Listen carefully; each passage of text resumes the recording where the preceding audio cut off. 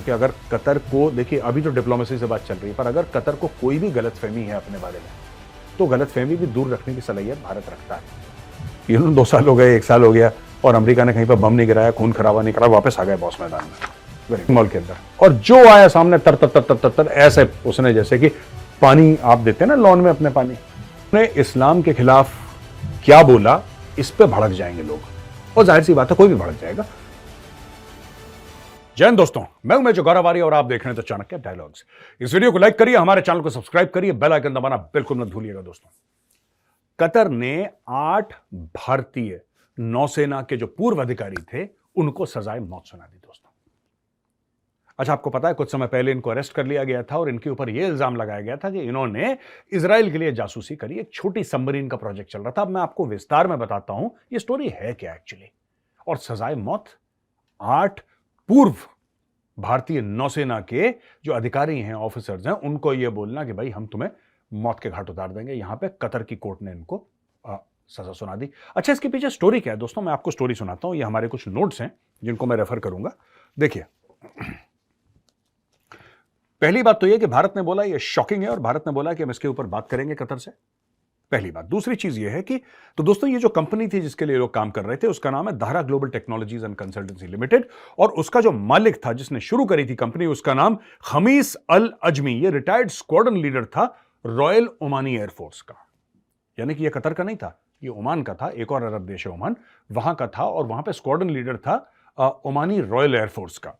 अच्छा जी, ये जो बंदा था इसने शुरू करा, और कमांडर पूर्णेंदु तिवारी इसको लगाया मैनेजिंग डायरेक्टर। ये लोग दोस्तों वहां पे क्या कर रहे थे? अब आप बोलेंगे साहब यहां पे कतर जाके नौकरी कर रहे हैं, क्या कर रहे हैं? एक सबमरीन का highly sensitive project, Italian technology based मिजेट submarines with stealth characteristic. मिजेट किसको कहते हैं? एक्चुअली मिजेट कहते हैं बोने होते हैं ना, जो बोने, तो यानी कि छोटी छोटी सबमरीन्स जिसमें स्टेल्थ कैरेक्टरिस्टिक है। स्टेल्थ यानी कि वो चीज जो आपको रडार में ना दिखाई दे, उसको कहते हैं स्टेल्थ, जिसके बारे में पता ही ना लगे, राइट? स्टेल्थ एयरक्राफ्ट होते हैं, रडार में पता ही नहीं लगता। जो रडार होता है ना, उसमें पता नहीं लगता कि हवाई जहाज जा रहा है ऊपर से। You don't know, it is stealth. यही स्टेल्थ मिजेट सबमरीन्स का एक प्रोजेक्ट ये लोग कर रहे थे। अच्छा, इसमें से कौन कौन लोग हैं जरा मैं इनके नाम पढ़ के बताता हूं। Captain Navtej Singh Gill, captain Birendra Kumar Verma, captain Saurabh Vashisht, commander Amit Nagpal, commander Purnendu Tiwari, commander Sugunakar Pakala, commander Sanjeev Gupta, और एक सेलर रागेश। तो ये लोग थे। अच्छा जी, ये जो कंपनी की पुरानी वेबसाइट है जो अब बंद हो चुकी है, बाय द वे, इसी कंपनी की, ये जो कंपनी है ना Dahra global technologies and consultancy, जिसके लिए 8 काम करते थे। अच्छा, तो ये कतारी एमीरी नेवल फोर्स को ये मेंटेनेंस और लॉजिस्टिक्स सर्विसेज देते थे, और ये उन्होंने अपनी वेबसाइट में लिखा। देते थे नहीं देते थे कुछ नहीं पता, लेकिन वेबसाइट में तो यही लिख रखा था उन्होंने। अब हुआ ये कि ये अब एक नई वेबसाइट उन्होंने बनाई है जिसमें दाहरा ग्लोबल के नाम से ये चली है, पर इनका कतारी एमीरी नेवल फोर्स, जो कह रहे थे ना कि कतर की जो नेवी है उसको हम मेंटेनेंस सर्विसेज देते हैं और ये सब करते हैं, उसके बारे में अब नहीं लिखा, ये हटा दिया अपने नए वेबसाइट से इन लोगों ने। खैर, एनीवे, हमारी जो फॉरेन मिनिस्ट्री ने बोला कि we are very deeply shocked and all that, हमें अच्छा नहीं लगा। ये क्या कर दिया कतर वालों ने? और ये उन्होंने बोला है कि हम लोगों का ये रिएक्शन है कि हमारे फॉरेन मिनिस्ट्री ने बोला we are very deeply shocked, हमें बड़ा शॉक लगा है कि क्या कर दिया यार, ऐसा थोड़ा ना होता है। और उन्होंने बोला है कि जो फैमिली मेंबर्स हैं उनके साथ हम टच में हैं, और इस केस को हम बहुत हाई इंपॉर्टेंस देते हैं, और इसको हम क्लोजली फॉलो अप कर रहे हैं, और कतारी जो अथॉरिटीज हैं हम उनके साथ भी टच में हैं और इसको सॉल्व करने की कोशिश कर रहे हैं। अच्छा दोस्तों, 2-3 बातें हैं जो मैं आपको बताना चाहता हूं। ये जो लोग हैं इनको उठाया गया था स्टेट सिक्योरिटी ब्यूरो, जो कतारी इंटेलिजेंस है उसको स्टेट सिक्योरिटी ब्यूरो कहते हैं, उन्होंने इन लोगों को उठा दिया। 30 सितंबर को, ये जो गया 30 सितंबर है, इन लोगों को brief telephone contact with the family members, इनके परिवारजनों के साथ बोला कि आप फोन पे बात कर सकते हैं। अब ये जो है कि चार्जेस इनके खिलाफ क्या लगाए गए हैं, अभी तक कतारियों ने यह नहीं बताया कि साहब, उन्होंने मोटा मोटी बात कर दी कि यार तुम तो जासूसी कर रहे थे इजरायलियों के लिए, और बस दैट्स इट। अरे कौन कर रहा था जासूसी, किसके लिए कर रहा था, किसने क्या करा है, उसका जुर्म क्या है, आपके पास प्रूफ क्या है? अब प्रॉब्लम यह है ना कि ये कतर जो है वो डेमोक्रेसी तो है नहीं दोस्तों, इट्स नॉट अ डेमोक्रेसी। तो आप इनसे एक्सपेक्ट क्या कर रहे हैं? वहां पे रूल ऑफ लॉ, वहां पे तो जो सुल्तान बैठा है, जो ऊपर शेख बैठा है, शेख ने बोल दिया कि ये होगा तो वो होगा। वो तो खुदा है ना वहां का, उस एरिया का वो खुदा है। तो शेख भाई हिज वर्ड इज फाइनल।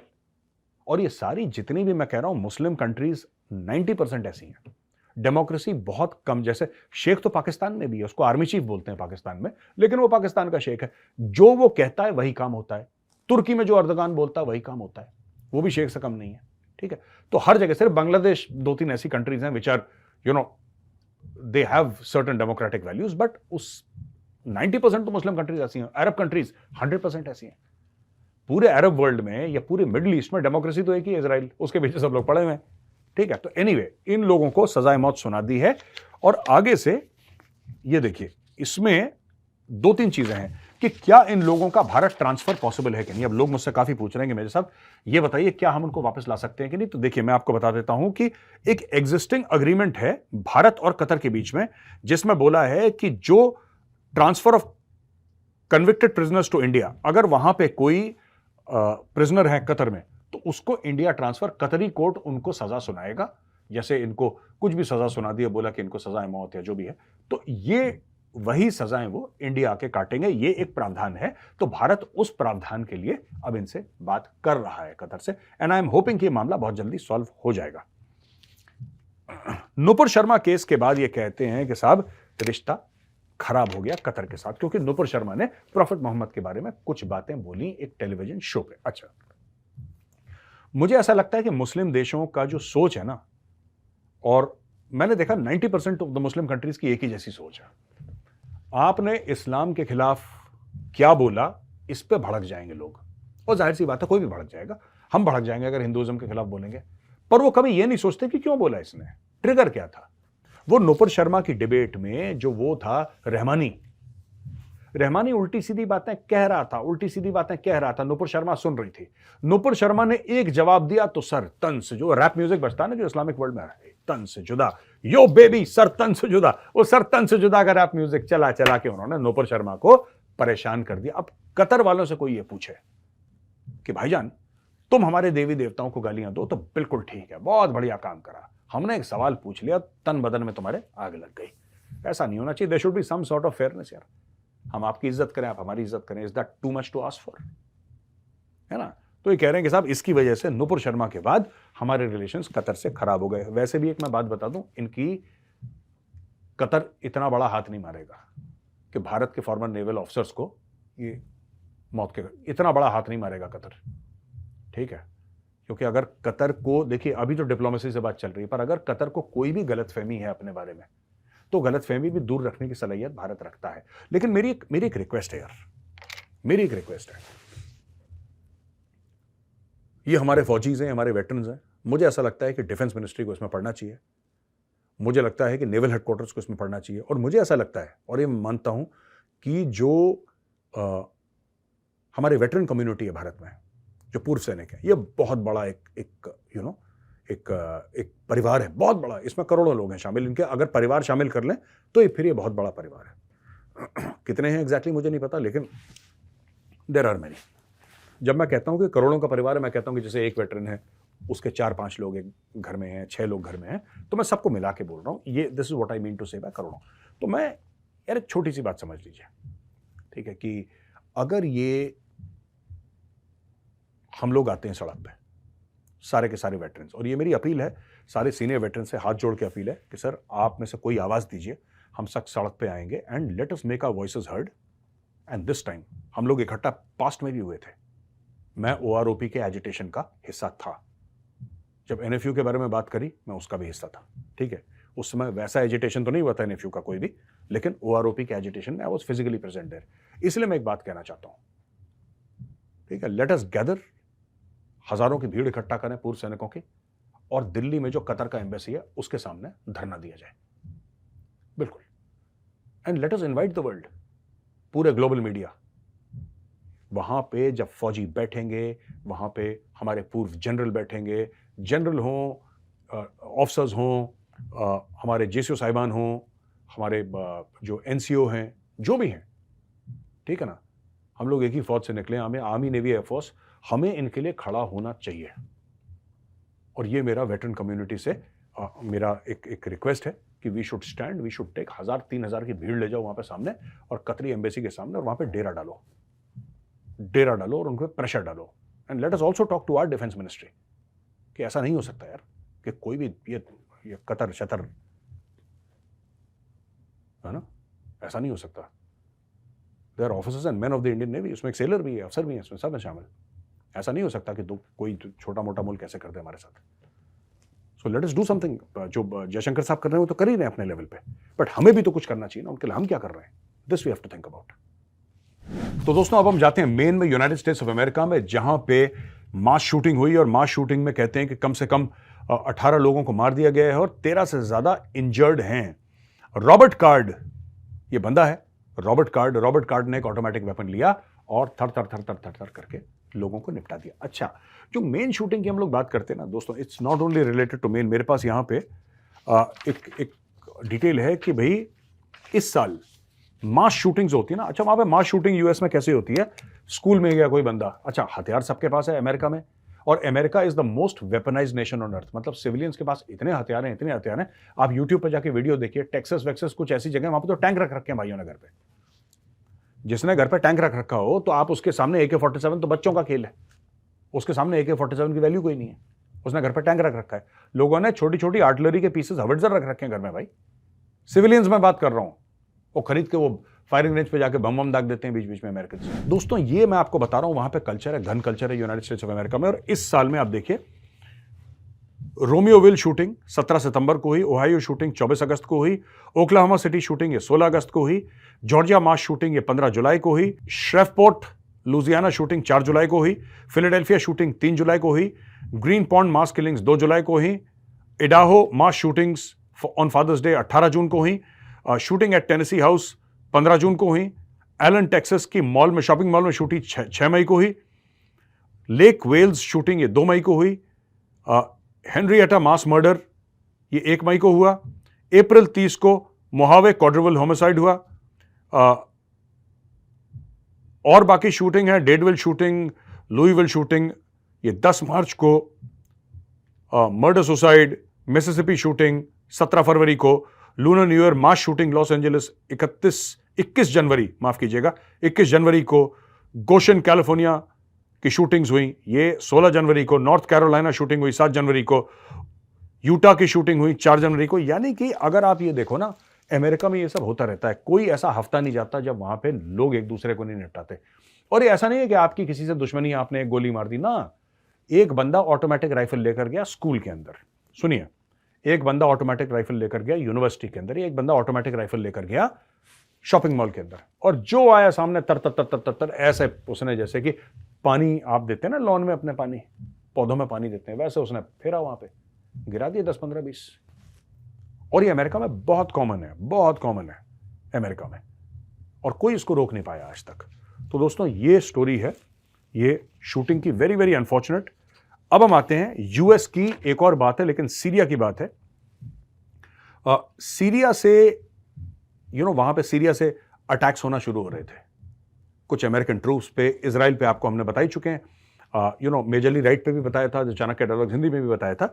तो इसमें क्या हुआ कि यूएस मिलिट्री ने एयर स्ट्राइक्स लॉन्च करी हैं, और 2 लोकेशन में ईस्टर्न सीरिया में, और यहां पे ईरान के revolutionary guards, revolutionary guards Iran की वो फौज है जिसने हिजबुल्लाह को जन्म दिया था, और इसका जनरल कासिम सुलेमानी इसका हेड हुआ करता था, उसको अमेरिका ने ड्रोन स्ट्राइक में निपटा दिया था, आप लोगों को याद ही होगा। तो दोस्तों ये स्टोरी है उसकी। यहां पे पेंटागन ने बोला है कि रिटेलिएशन करा है, यूएस स्ट्राइक्स ने इसकी कमर तोड़ी है, और सीरिया के अंदर जाके इन्होंने बॉम्बिंग करी है। तो ये भी बहुत जरूरी है, क्योंकि इजराइल के ऊपर तो प्रेशर डाल ही रहे थे। अच्छा हुआ कि अमेरिका इस युद्ध में कूद पड़ा। वैसे ही अमेरिकन को काफी खुजली होती है कि कौन से देश पे बम गिराएं यार, बहुत टाइम हो गया, जब से अफगानिस्तान से निकले इन लोगों ने बम नहीं गिराया कहीं पे, और ये लॉन्गेस्ट गैप है अमेरिका के। 1945 में 1945 में सेकंड वर्ल्ड वॉर खत्म हुआ, तो उसके बाद इतना लंबा गैप मैंने नहीं देखा कि 2 साल हो गए, 1 साल हो गया, और अमेरिका ने कहीं पर बम नहीं गिराया, खून खराबा नहीं करा, वापस आ गए बॉस मैदान में। Very good. ये लॉयड ऑस्टिन ने बोला है कि जो स्ट्राइक्स हैं ये यूएस बेसिस इराक और सीरिया में, इन पर अटैक करा गया है, और इसको हमास और इजराइल की लड़ाई के से मत जोड़ें, इनको नहीं जोड़ना चाहिए, लेकिन जुड़ी तो वहीं से है, ठीक है, क्योंकि ये जो बेसिस थे यहाँ पे, ये बेसिस वहां पे पहले भी थे, इनके भी और उनके भी। आज यूएस ने क्यों रिटेलिएट करा, ठीक है। तो ये इसमें कूद चुका है अच्छी तरीके से। अच्छा, एंटोनियो गुटेरेस जो यूएन का चीफ है, उसने 2-3 बातें ऐसी कर दी हैं कि जिससे इजराइल को बहुत गुस्सा है और इजराइल ने बैंड बजा दिया। Antonio Guterres is the secretary general of the United Nations. उसने बोला कि जो हमास ने अटैक करा है ना इजराइल के ऊपर, यार ये वैक्यूम में नहीं हुआ है। या आप ये मत सोचना कि ऐसी हमास पागल है एक दिन उसने अटैक कर दिया, नहीं। इसके पीछे इजराइलियों ने जो गलत काम करे हैं, इसके पीछे तो basically the secretary general of the United Nations was trying to support terrorism and he was supporting terrorism rather. तो एंटोनियो गुटेरेस ने बहुत ये बोला कि साहब देखो ये ऐसा हो गया है, वैसा कि didn't happen in a vacuum. ये ऐसे नहीं कि ऐसे ही हो गया इन अ वैक्यूम, यानी कि क्या बोलते हैं आइसोलेशन में ये नहीं हुआ है, इसके पीछे इतिहास है, यानी कि वो हमास के एक्शन को जस्टिफाई कर रहा है। तो इजराइल ने बजा दिया इसका बैंड बहुत बुरी तरीके से। इजराइल ने 2-3 बातें कह दी हैं। इजराइल के एम्बेसडर यूनाइटेड नेशन गिलाड अर्डन, इन्होंने ये बोला है कि इनको ना अब एक सबक सिखाने का वक्त आ गया है। इनको सबक सिखाने का, यानी कि यूनाइटेड नेशंस को बहुत उछल रहा है यूनाइटेड नेशंस, अब इसको सबक सिखाने का वक्त आ गया। और उसने ये भी बोला है कि यूएन के जो ऑफिशियल्स हैं हम उनको वीजा नहीं देंगे। We have already refuse visa for under secretary general for humanitarian affairs Martin Griffiths. Martin Griffiths एक बंदा है यूएन का, ये अंडर सेक्रेटरी जनरल है ह्यूमैनिटेरियन अफेयर्स का, उसको इजराइल ने वीजा नहीं दिया। इजराइल ने बोला कि देखो भैया ऐसा है, तुम करोगे बकवास इजराइल के बारे में, उसके बाद तुम इजराइल के लिए वीजा मांगोगे, तो ऐसा होता नहीं है हमारे यहां। और बिल्कुल ठीक करा इजराइल ने, कोई जरूरत नहीं इनको आने की। अच्छा जी, आखिरी खबर आज की दोस्तों, आखिरी खबर यह है कि दानिश कनेरिया, आपको पता है हिंदू हैं, पाकिस्तान में रहते हैं, पाकिस्तान क्रिकेट टीम के लिए इन्होंने अपनी सेवाएं दी थी। दानिश कनेरिया ने भी दोस्तों यही बात करी है, और उन्होंने बात कल करी है जो बात मैंने करी थी पहले। आप पहले मेरा वीडियो देखिए, छोटा सा मेरा वीडियो का, ये देखिए मैंने क्या बोला। तो मैं पाकिस्तानियों से ये पूछना चाहता हूं कि तुमने क्रिकेट की टीम काहे के लिए भेजी थी? यहां पे जीतने के लिए भेजी थी कि नमाज पढ़ने के लिए भेजी थी? आप नमाज पढ़ो, अच्छी बात है, सबका अपना फेथ होता है, सबका अपना रिलीजन होता है, सबका अपना मजहब होता है, कोई बात नहीं। एक जगह होती है पढ़ने की नमाज, ठीक है ना। हर चीज का एक समय होता है, हर चीज का। आप अगर मस्जिद, मैं आपको एक एग्जांपल देता हूं, क्रिकेट में आप फील्डिंग की प्रैक्टिस कर रहे हैं, तो कई सारे क्रिकेटर्स हाफ पैंट पहन के, निकर पहन के, वहां पे शॉर्ट्स पहन के प्रैक्टिस कर रहे होते हैं, जमीन पे ग्राउंड पे दौड़ रहे होते हैं, ये सब कर रहे होते हैं, ठीक है। कोई बनियान पहन के, आप क्या हाफ पैंट और बनियान पहन के मस्जिद में जाओगे नमाज पढ़ने के लिए? नहीं जाओगे ना। क्यों नहीं जाओगे? क्योंकि वो इबादत की जगह है, क्योंकि वो एक पाक जगह है, वहां पे एक ड्रेस होती है, आप अपना सर ढक के जाते हो, आप वहां पे टोपी पहन के जाते हो, नमाजी बन के जाते हो, आप एक हर जगह को वही इज्जत देनी पड़ेगी। आपने मस्जिद को तो इज्जत दी, आपने बाकी सब जगहों को बोला कि सबको जलील कर दो, सिर्फ मस्जिद को। तो मस्जिद में आप ठीक कपड़े पहनकर जाते हैं, बाकी हर जगह आपको लगता है कि आप कुछ भी करें। तो पाकिस्तानियों, यही तुम अपना किबला दुरुस्त करो। देख लिया आपने वीडियो दोस्तों, यही चीज दानिश कनेरिया ने बोली है। उसने बोला कि इस बार जब जाओगे ना, पाकिस्तानियों को यह बोला कि इस बार जब जाओगे ना खेलने के लिए साउथ अफ्रीका से, तो यार ये नमाज कमरे में पढ़ो, अपना ड्रेसिंग रूम में पढ़ो। तो पिचों पर नमाज पढ़ते हो इसलिए तुम हारते हो, ठीक है। कल मैं बोलूंगा कि नहीं यार मुझे कहीं पे कुछ, ऐसा थोड़ा ना होता है। जो चीज जिस जगह की है वो काम वहीं पे करना चाहिए। फिर उसने एग्जाम्पल दिया कि भाई इंडियन क्रिकेट टीम में भी कितने हिंदू हैं, मैक्सिमम हिंदू हैं। आपने कभी देखा उनको कि पिच पे पूजा पाठ कर रहे हैं? ये दानिश कनेरिया कह रहा है, आपने देखा पिच पे पूजा पाठ कर रहे हैं? नहीं देखा ना आपने। या यहां पे मोहम्मद शमी भी हैं, मतलब 1-2 मुस्लिम्स हैं, आपने कभी देखा इंडियन क्रिकेट टीम वालों को वहां पे पिच पे नमाज पढ़ते? ये ड्रामा पाकिस्तानियों के साथ, ये पाकिस्तानियों को स्थान विशेष में खाज है दोस्तों, ये ऐसे नहीं मानते पाकिस्तानी। तो इनको पाकिस्तानियों को टाइट कर दिया दानिश कनेरिया ने, और दानिश कनेरिया का ये स्टेटमेंट आप जरूर सुनिए। ठीक है, आप नमाज पढ़ो, आप ड्रेसिंग रूम है वहां जाके पढ़ो, सबके सामने दिखावा क्या है? हमारा भी है, हम लोग भी करते हैं, पूजा पाठ करते हैं, सारा कुछ करते हैं। ग्राउंड में तो नहीं हम लोग आरती शुरू कर देते या कुछ कर देते, हम तो ऐसा नहीं करते। लेकिन ये पता नहीं क्यों इस तरह से माइंडसेट हो गया कि हर चीज गलत ही करनी है, लोगों को दिखाना है, ये करना है, वो करना है। कि यार मतलब कि यार हम सब पूजा करते हैं, क्या विराट कोहली पूजा नहीं करता है? रोहित शर्मा नहीं करता है? क्या शमी नमाज नहीं पढ़ता होगा? सिराज नमाज नहीं पढ़ता? वो तो नहीं ग्राउंड में कभी नमाज पढ़ते हुए नजर आए। तो सुना आपने दोस्तों, ये स्टोरी थी दानिश कनेरिया और उनके स्टेटमेंट की, और मैं इनसे बिल्कुल अग्री करता हूं, क्योंकि यही एग्जैक्ट स्टेटमेंट मैंने कुछ दिन पहले दिया था। तो दोस्तों आज का वीडियो यहीं पे खत्म होता है। अगर वीडियो पसंद आए तो उस वीडियो को लाइक करिए, हमारे चैनल को सब्सक्राइब करिए, बेल आइकन दबाना बिल्कुल मत भूलिएगा दोस्तों। जय हिंद, वंदे मातरम, भारत माता की जय।